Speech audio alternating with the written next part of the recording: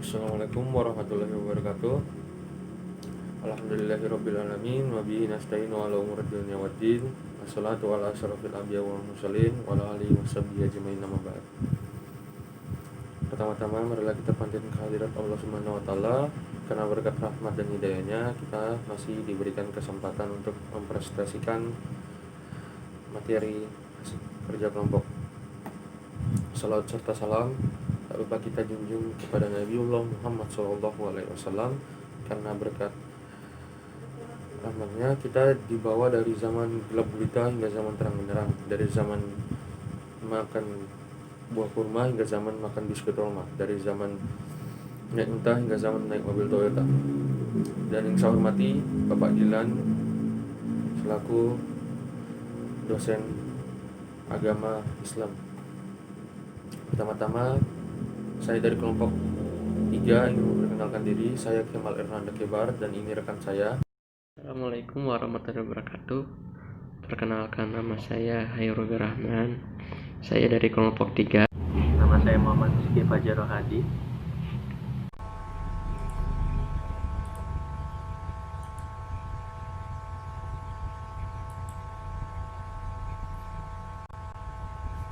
Ilmu yang diajarkan dalam agama Islam bagi umat manusia adalah sebuah harta karun yang sangat menarik dan diidamkan oleh semua pihak, tidak terkecuali pihak non-muslim. Pada tahun 1213, di Eropa berdirilah sebuah universitas pertama mereka, yaitu Universitas Paris. Dan pada akhir abad pertengahan disusul pendirian 18 universitas lainnya di Eropa. Di universitas tersebut diajarkan pula ilmu-ilmu dari ilmuwan Islam seperti ilmu falak, filsafat, kedokteran yang diadopsi dari Universitas Islam. Umat Muslim telah dulu mencapai puncak kejayaannya pada abad pertengahan. Pada abad ke-13 Masehi terjadilah invasi kejam bangsa Mongol yang berhasil memporak-porandakan khazanah Islam. Buah karya para ilmuwan Muslim terlebih dahulu. Invasi ini dimulai pada tahun 1296 dipimpin oleh Genghis Khan dan anak keturunannya. Akibatnya hampir tidak ada satupun peradaban Islam yang tersisa di Asia Tenggara, Timur Tengah, dan Eropa Timur. Seiring dengan itu, pada tahun 1258 pasukan Mongol kembali mengincar pusat peradaban Islam di Baghdad. Semua bangunan kota dihancurkan berkeping, mushaf Al-Quran diinjak-injak, masjid dijadikan kandang kuda, perpustakaan dibakar, dan ribuan buku serta manuskrip tulisan para ulama terdahulu dihancurkan ke sungai Tigris. Kehancuran yang dialami Muslim Baghdad ini dianggap sebagai era kemunduran peradaban Islam di abad pertengahan.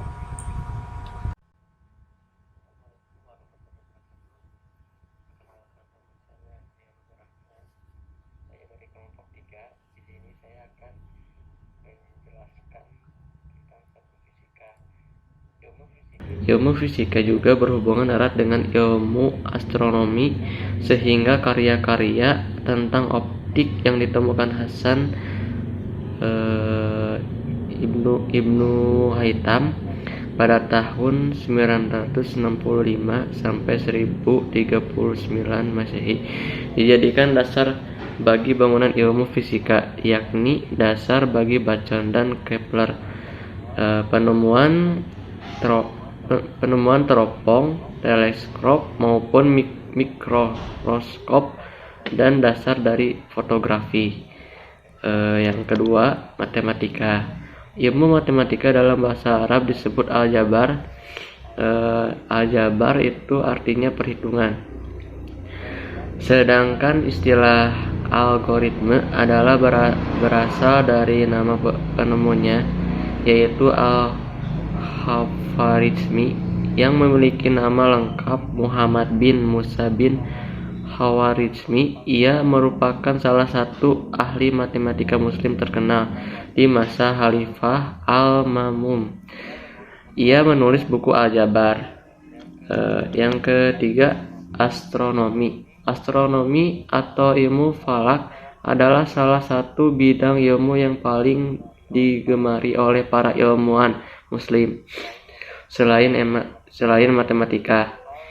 Hal ini disebabkan karena kedua bidang ilmu tersebut sangat mendukung beribadatan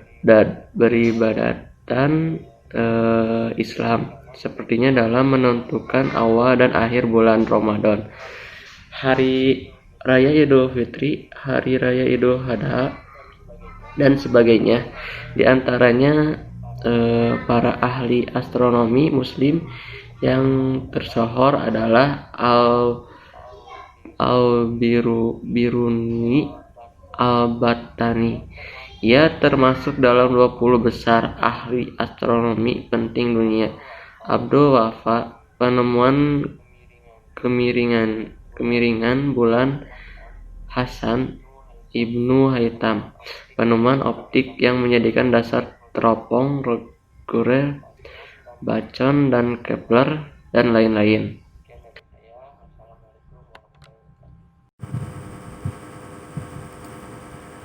Yang keempat, ada kimia. Meskipun bangsa Yunani telah mengenal sejumlah zat kimia, namun mereka tidak tahu apa-apa mengenai substansi unsur-unsur zat kimia seperti alkohol, asam sulfur, maupun zat asam nitrat. Orang-orang Arab lah yang menemukan itu semua, yang bersamaan dengan penemuan potasium, asam amoniak, nitrat perak, dan merkuri. Maka tidak heran jika berbagai istilah penting dalam kimia juga berasal dari bahasa Arab, seperti alkohol, alembrik, alkali, dan kimia itu sendiri. Salah satu ilmuwan Muslim yang membidangi kimia adalah Abu Musa Ja'far al-Kufi. Yang kelima, ilmu hayat. Dalam ilmu hayat, bangsa Arab tidak berpuas diri dengan hasil dari penerjemahan karya-karya bangsa Yunani. Bangsa Arab pun melakukan kajian dan observasi sendiri secara intensif. Sehingga tidak heran jika mereka berhasil memperkaya daftar macam tumbuhan yang tercantum dalam daftar Dioscorides yang berisi sekitar 200 spesies Pharmacopoeia atau sejenis ensiklopedia tumbuhan. Obat yang disusun bangsa Arab Muslim berisi berbagai macam tumbuhan dan bahan-bahan obat yang belum dikenal bangsa Yunani, seperti kaper, daun senna, tamarin, kasian, dan manua. Yang keenam, ilmu kedokteran.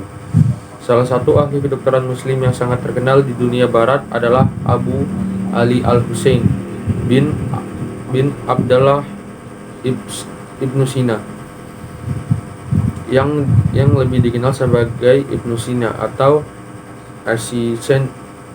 Avicenna.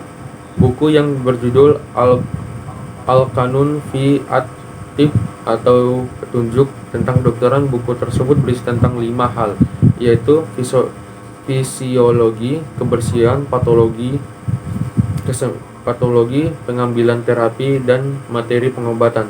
Kemudian Ibnu Nafis dari Syria yang pada tahun 1289 telah berhasil mempertontonkan sistem sirkulasi darah secara akurat 300 tahun sebelum Server, seorang dokter bangsa Portugis yang selama ini dianggap sebagai penemu pertama. Yang ke-8 adalah ilmu filsafat. Ibnu Sina atau Avicenna juga merupakan seorang ahli ilmu filsafat yang telah membentuk sistem keilmuan dan pandangan filsafat skolastiknya secara gamblang.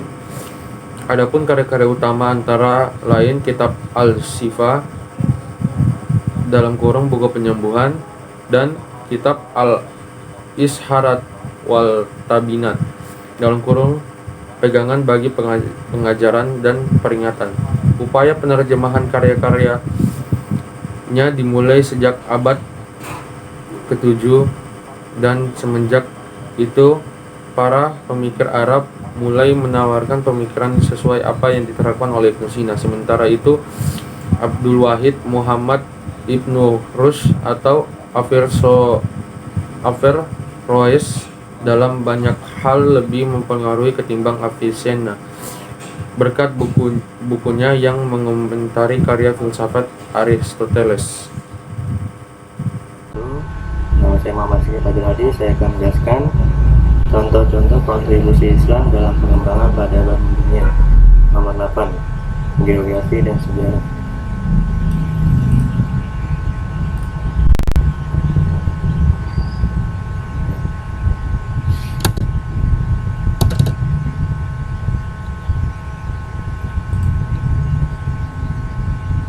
Para imam muslim juga memberikan kontribusi yang besar terhadap dunia barat di bidang sastra.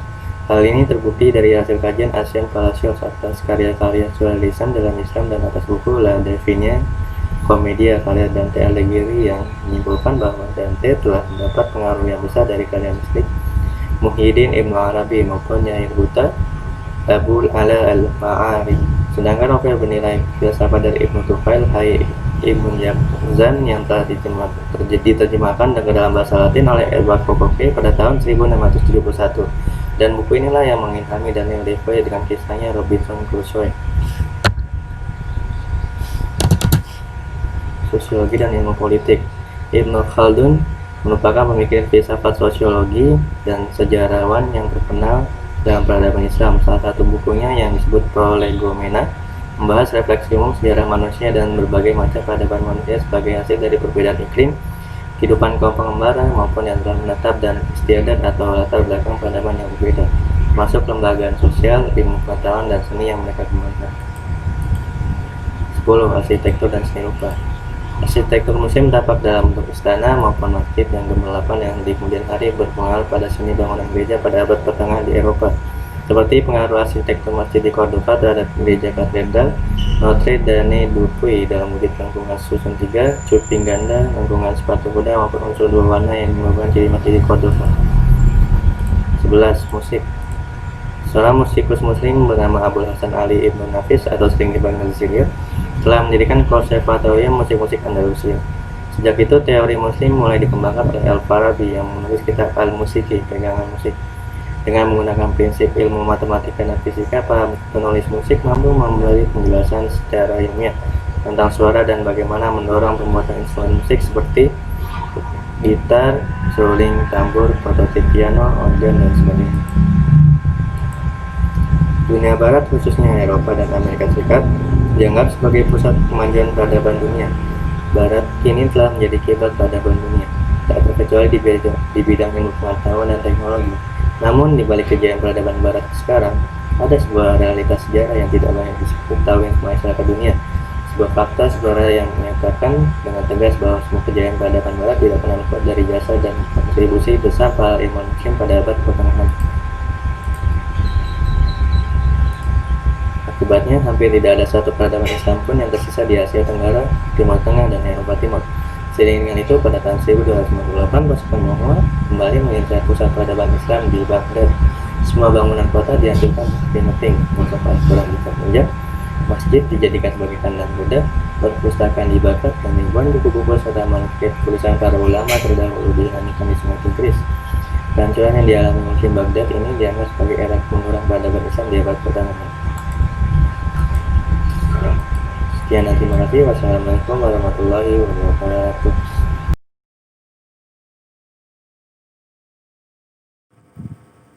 Ya, mungkin itu saja yang bisa kami sampaikan dari kelompok kami, kelompok 3. Kalau ada salah kata, mohon dimaafkan karena kesempurnaan hanya milik Allah semata. Kurang lebihnya mohon dimaafkan. Wabillahi taufiq wal hidayah. Wassalamualaikum warahmatullahi wabarakatuh.